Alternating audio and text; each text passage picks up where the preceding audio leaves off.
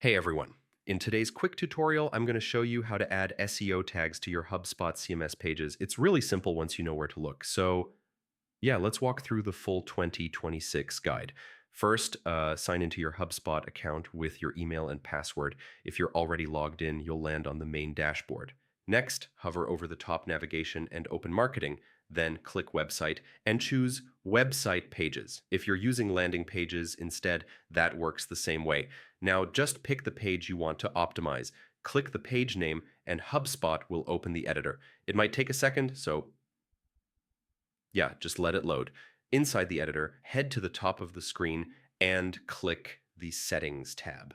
This is where all the SEO fields live. A lot of people miss this spot, honestly. So here's where you add your SEO title tag. Keep it under 60 characters if you can.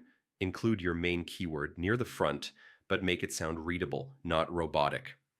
Right below that, type your meta description. Try to keep it around 150 to 160 characters.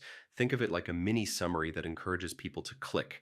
If you're dealing with duplicate content or similar pages, you can also set a canonical URL.